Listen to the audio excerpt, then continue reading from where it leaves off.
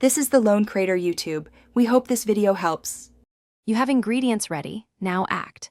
Empty the choco cake mix into a large bowl, then add 2 eggs, 1/2 cup oil and 1 cup water.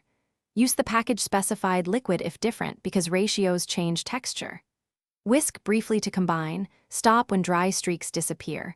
Overworking makes a tough crumb. Once mixed to a uniform batter, pour into greased pans.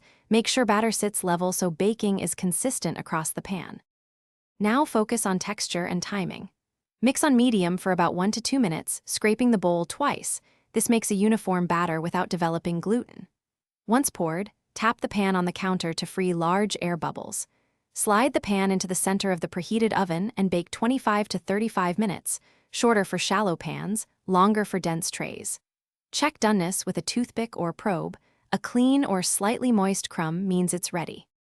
Finish strong. Cool the baked cake in the pan for about 10 minutes, then invert onto a wire rack to cool completely. This prevents soggy bottoms.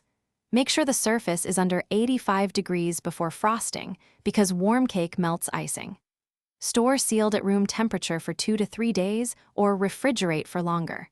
If your cake is dense or undercooked, increase bake time in 5-minute increments or raise oven by 10 degrees F. Thanks for watching.